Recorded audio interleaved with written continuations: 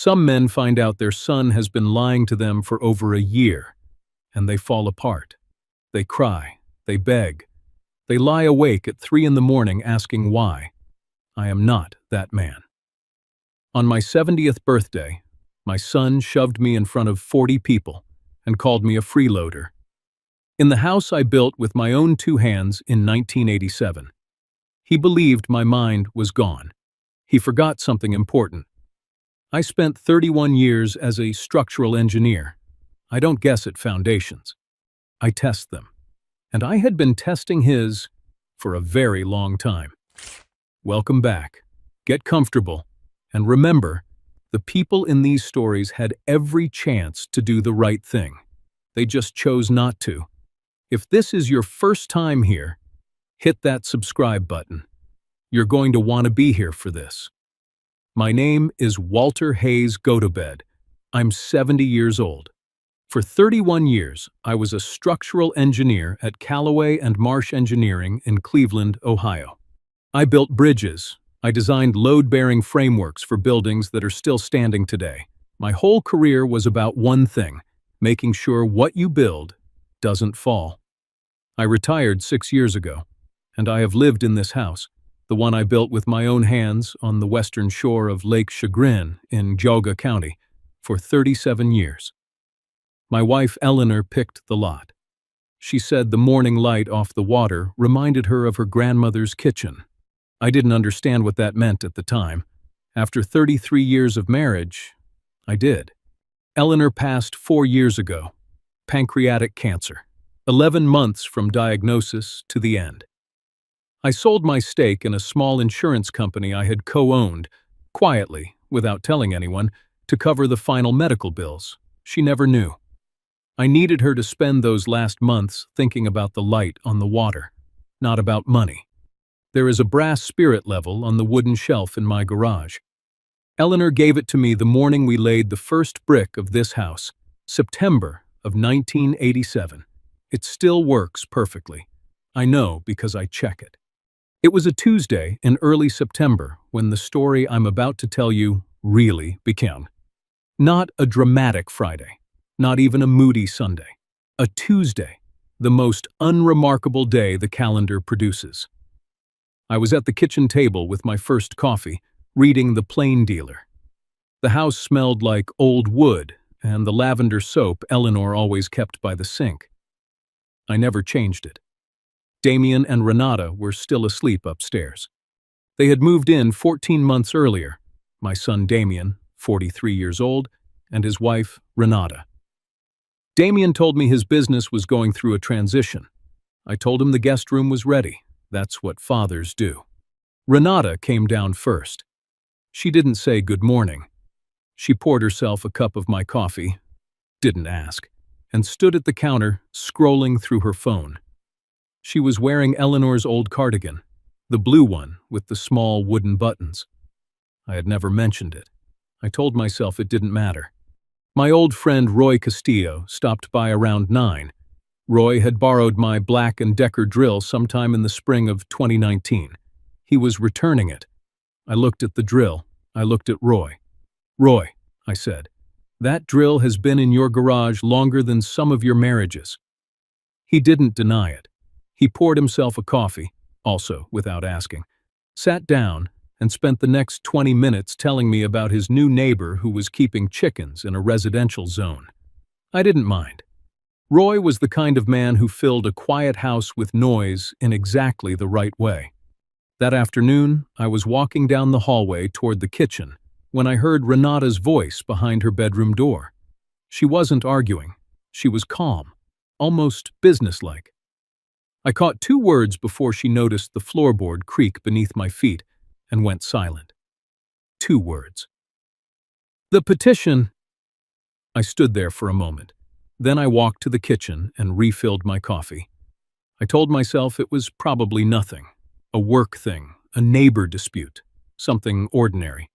Looking back now, I can tell you exactly the moment I should have known. I just didn't recognize what I was hearing yet. 3 weeks later, my son threw a party for 40 people in my house. I want to tell you I saw it coming. The truth is, I saw everything coming. I just kept hoping I was wrong. The party was Damien's idea. He called it a birthday celebration. 40 guests, every one of them his business contacts, his golf partners, his networking circle. I recognized 6 people in my own home. The caterers arrived at 4. By 6 o'clock, my living room smelled like wine and cologne I didn't recognize. Renata stood at the front door in a red dress, welcoming people in like she owned the place. She had moved Eleanor's photograph from the mantel to the side table by the window.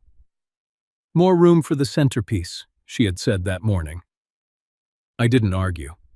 By 7, the house was full. Laughter, music. The sound of people who had no idea whose floors they were standing on. I stood near the edge of the room with a glass of lemon water.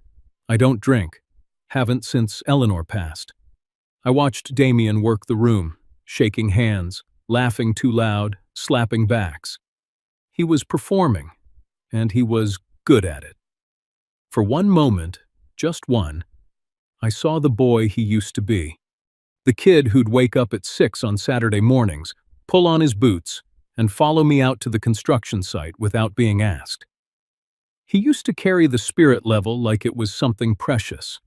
Tongue out, concentrating, getting it exactly right. I don't know what made me walk toward him. Maybe it was the birthday. Maybe it was something simpler than that. A father wanting to touch his son's shoulder and feel like things were still okay. I crossed the room. I put my hand on Damien's arm. He spun around, and the look on his face, it wasn't surprise. It was irritation. "Don't!"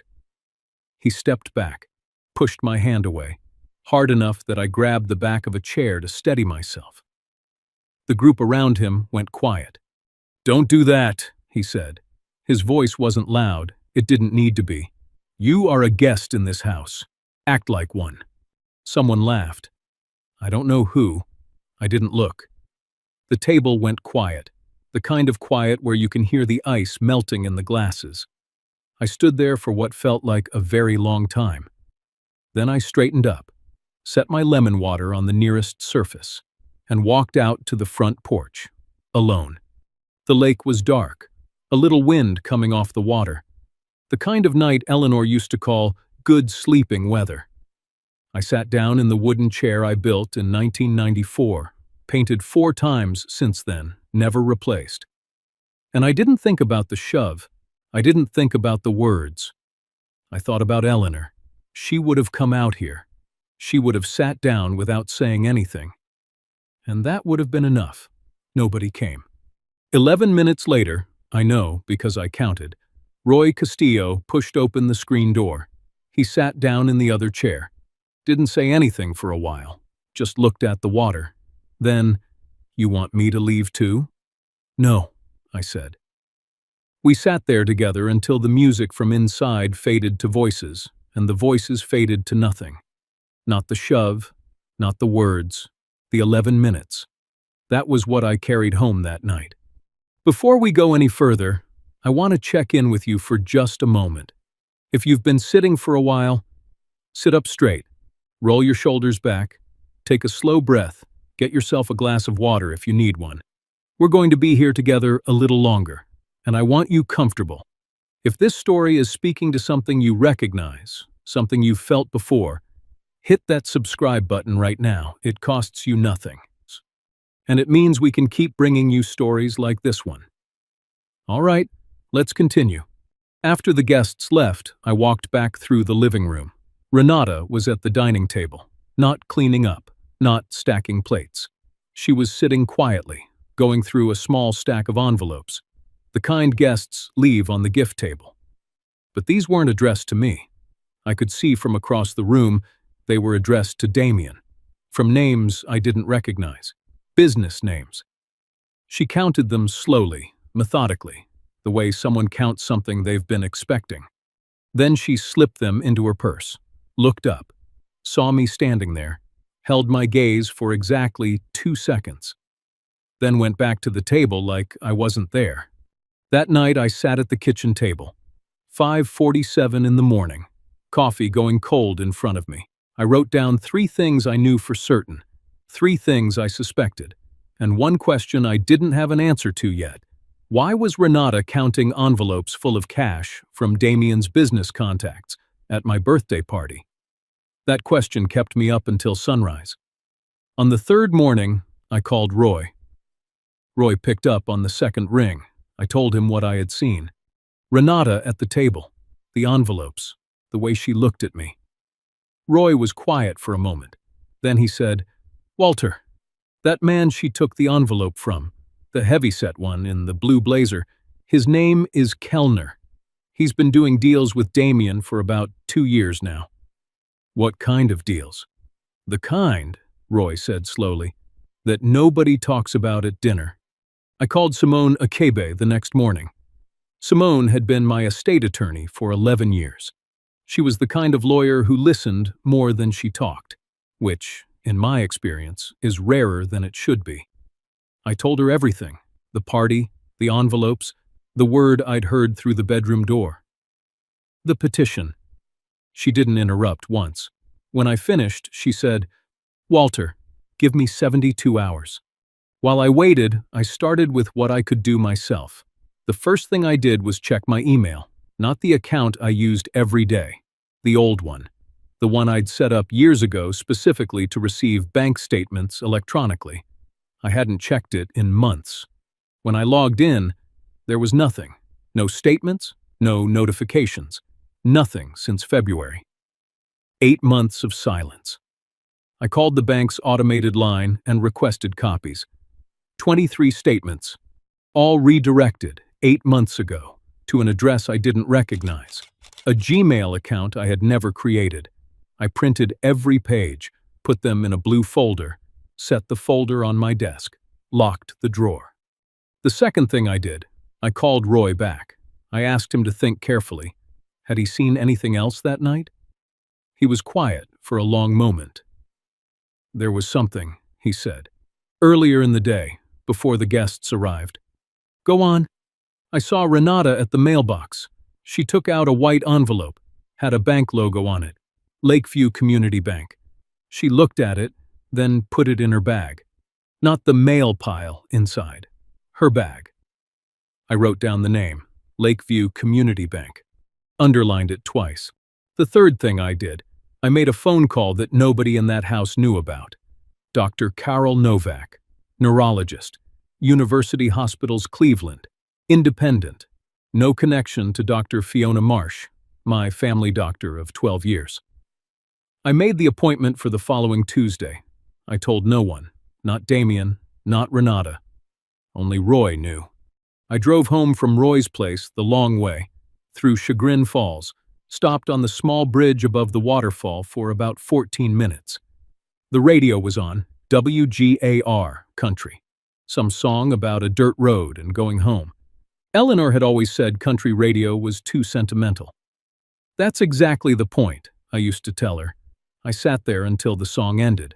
Then I drove home. That evening, Damien was on the couch watching the Browns game. Cleveland down 14 in the third quarter. He looked up when I came in. "Hey, Browns are killing me." "They usually do," I said. I sat down. We watched together for 20 minutes. He didn't mention the party, didn't mention the shove, didn't mention any of it, as if none of it had happened. He was relaxed, comfortable, the face of a man who believed he was already holding all the cards. That was the most unsettling thing about Damien. He had convinced himself he had already won. Simone called on the third morning. Her voice was different, careful, measured. The way a doctor sounds when they've found something on the scan and they need to choose their words. "Walter," she said, "I found the petition." She had pulled a filing from probate court, Cuyahoga County. Damien had submitted a guardianship petition 3 weeks before my birthday. The petition listed one supporting medical witness, Dr. Fiona Marsh, my doctor, 12 years. Simone read the exact language from the filing. Patient demonstrates significant cognitive decline affecting capacity for financial decision-making. I didn't say anything. I just sat with it. Fiona Marsh, 12 years. The hearing was already scheduled, 21 days from today. "Walter," Simone said quietly, "are you still there?" "I'm here," I said. I had 19 days left when I walked into Dr. Carol Novak's office. It was a Saturday morning, 2 weeks after my birthday. The kind of fall morning in Geauga County, where the light comes off the lake thin and gold. The kind Eleanor used to call the best light of the year. I was at the kitchen table by 5:30. Coffee, the blue folder, one final read-through, every page, every document, every number. When I was done, I closed the folder, set it flat on the table in front of me, and waited. Roy arrived at 8 o'clock. I had called him the night before and asked him to come by. There was a broken hinge on the garage door that needed fixing. That was true. It was also not the only reason. Roy came in through the back, set his toolbox down, poured himself a coffee without us asking, as he had done 10,000 times before, and sat in the corner chair. He looked at the blue folder on the table. He looked at me. He didn't ask any questions. That was why I had called Roy. Damien and Renata came downstairs at 9:15. Casual clothes, no plans on their faces. Renata was already on her phone. Damien poured coffee, leaned against the counter. Then he noticed me sitting at the table, the folder in front of me. "Morning, Dad," he said. "You're up early." "I'm always up early," I said. "Sit down, Damien." I looked at Renata. "You too." My voice didn't change. Same tone as any other morning. That seemed to confuse him. Damien sat down across from me. Renata sat to his left, and I noticed, even then, that she didn't sit close to him. She sat slightly apart. The way someone sits when they're not sure which side of the table they'll need to be on. I opened the folder. I didn't rush. First page, the 6-page evaluation from Dr. Carol Novak.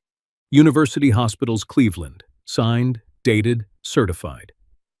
I set it on the table between us. Dr. Novak examined me 19 days ago. His conclusion: full legal capacity. Executive function intact. Damien stared at it. Second, the 23 bank statements. These are the account statements redirected from my email, 8 months of them, to an address I did not create. Renata's eyes moved to the stack, just for a moment, then back to her hands. Third, a single letter from Lakeview Community Bank, confirming a mortgage application in progress, on this property, in my name, a signature I did not recognize as my own. This is a mortgage application filed without my knowledge or consent. I set it down, centered it, the way you set down a fact that belongs to everyone in the room. Then the fourth document.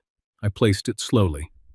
Section 4, paragraph C, the divorce settlement. Damien and Petra Gotobed, signed, court approved, 6 years ago.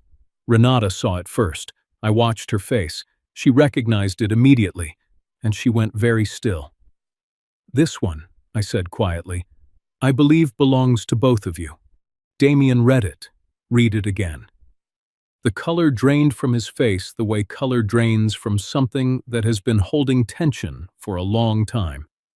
He looked up, not at me, at Renata. Renata did not look back at him. She was still reading, calculating. Even now, even caught, she was looking for the exit. "This isn't," Damien started. "Damien." One word. He stopped. "Here is where we are," I said. "The guardianship petition will be withdrawn. Simone is filing the response today with Dr. Novak's evaluation attached. The mortgage application at Lakeview will be reported to the Ohio Division of Financial Institutions as fraudulent use of a limited power of attorney. That is not a negotiation. That is what is already in motion." Damien opened his mouth. I continued. "The house is being transferred into a revocable living trust on Monday. I am the sole trustee and the sole beneficiary for the duration of my life. The trust has its own instructions for what comes after. None of those instructions involve either of you." Renata finally spoke. You can't just... Renata. I looked at her directly. You were in the room when Petra signed that settlement. You know exactly what I can and cannot do. She closed her mouth. For the first time since she had moved into this house, Renata had nothing left to say. The kitchen was very quiet. Roy sat in the corner and didn't move. Damien looked down at his hands on the table. He was quiet for a long time. Then, softer than I had heard his voice in years, he asked, "Dad, did you know the whole time?" I looked at my son. Not the man who had shoved me in front of 40 people. Not the man who had filed papers to take away my right to make my own decisions. Just my son, 43 years old. Sitting the way he used to sit when he was 9 and had done something wrong and didn't know how to say so. Not the whole time, I told him, but long enough. Renata stood up first. She walked out of the kitchen without a word. I heard her footsteps on the stairs, the bedroom door closing above us. Damien stayed at the table, staring at the document in front of him. I stood up, carried the 2 cold coffee cups to the sink, washed them, set them upside down on the rack to dry. "Roy," I said, "you want to go take a look at that garage door now?" Roy stood up slowly. "Yeah," he said, "let's go do that." We walked out together. Left Damien sitting alone at the table, with 4 pieces of paper and the full weight of 19 days. By Thursday, they were gone. The Monday after that Saturday, Simone filed the response to the guardianship petition at probate court.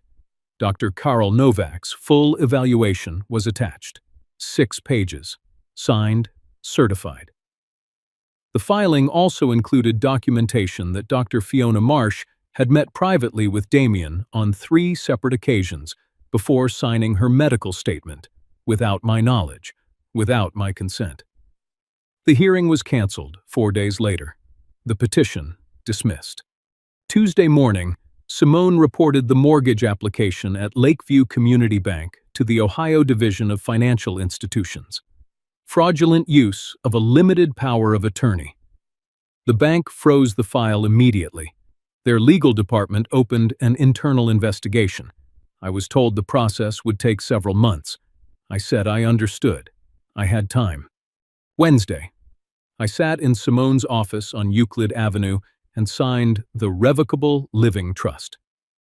2 independent witnesses. Notarized. Done. The house on Lake Chagrin. The one Eleanor picked. The one we built together. The one I had carried in my chest like a second heartbeat for 37 years. Was protected.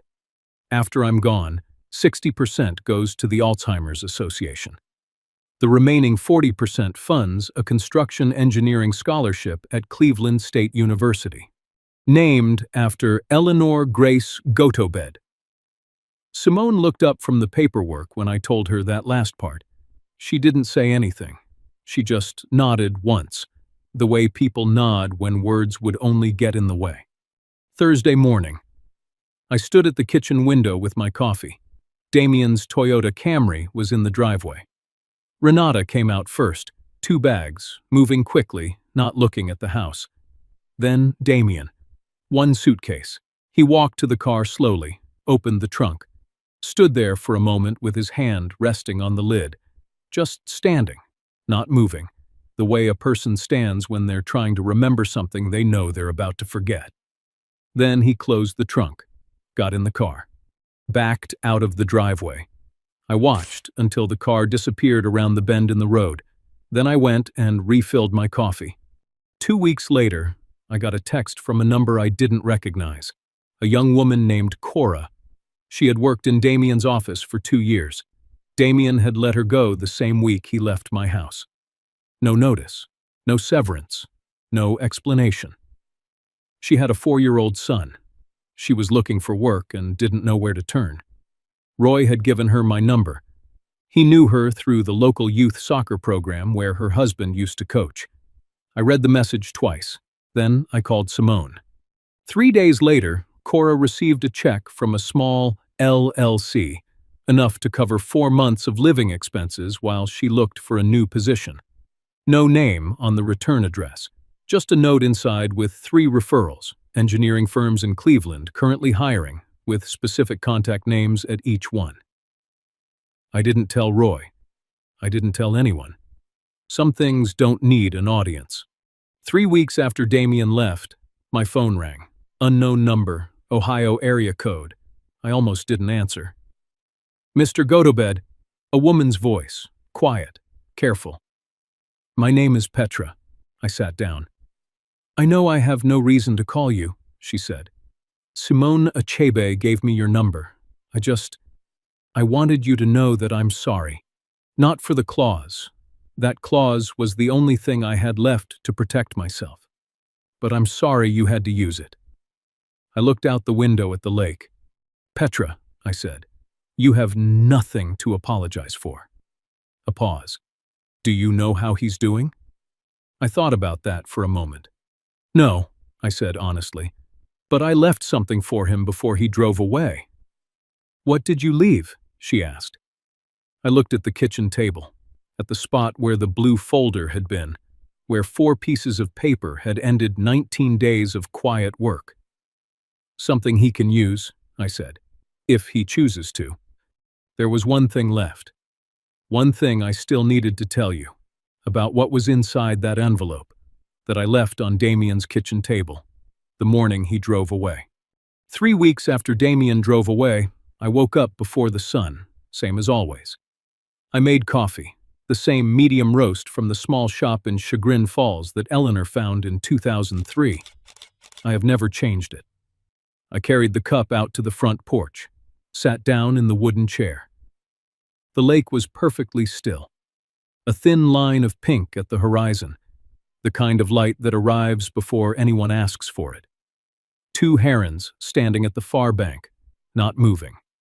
The air smelled like cold water and fallen leaves. The house smelled like itself again. After a while, I went inside, walked through the kitchen, down the hallway, out to the garage. The brass spirit level was on the wooden shelf, right where it has always been. Eleanor gave it to me the morning we laid the first brick, September of 1987. 37 years on that shelf. I picked it up, held it level. The small bubble of air floated to the center of the glass tube, perfectly still, perfectly true. Eleanor used to say that a level doesn't lie, I thought. It doesn't care who's holding it or what they want to be true. It just shows you what is. I set it back on the shelf. Same spot, same shelf she picked out. Now, I want to tell you what was in the envelope, the one I left on the kitchen table before Damien drove away. There was no money inside. There were 2 things. The first, a name and a phone number. A financial advisor in Cleveland, a good one. Someone who had helped me restructure my own finances quietly, years ago. I had already paid for Damien's first appointment. The second thing was a small piece of paper, my handwriting. It said, "You are still my son." That has not changed, and it will not change, but a house is not an inheritance. It is a record of who built it, and why. Find something worth building, Damien. You have time. I don't know if he read it. I didn't call to ask. Some things you plant, and then you walk away. You trust the ground to do its work. I have mild cognitive impairment. Dr. Novak was clear about that. My short-term memory will have its difficult days. There will be moments, small ones at first, where the fog comes in. I know that. I have made my peace with it. What I also know is that in 19 days, with a failing memory and a son who bet everything on my silence, I did not forget a single thing that mattered. Not Eleanor, not the house, not who I was. I want to say something directly to anyone watching this who is older, who has been dismissed, talked over, treated like furniture in their own life. Your age is not your weakness. Everything you have survived, every hard year, every loss, every morning you got up anyway, that is not baggage. That is foundation. And no one gets to tell you that foundation doesn't hold. You test it yourself. You always have. There is a difference between a man who builds to own and a man who builds to last. Damien forgot which one I was. For 19 days, I reminded him. The level doesn't lie. It never did. That's the end of Walter Gotobed's story. At least, this part of it. I want to take a moment, a genuine moment, to thank you for sitting with this one all the way through. These are not easy stories to carry. And the fact that you stayed from that first Tuesday morning in September all the way to this quiet porch on Lake Chagrin, that tells me something about who you are. If this story meant something to you, if it reminded you of someone you love or something you've been through yourself, share it with one person who needs to hear it, not for the channel, for them. And if you haven't subscribed yet, please do. It's the simplest way to make sure you don't miss what's coming next. We have more stories like Walter's, stories about people who chose dignity over desperation, even when desperation was the easier road. Take care of yourself. Another story is waiting for you. Right here on your screen. YouTube thinks you'll enjoy it.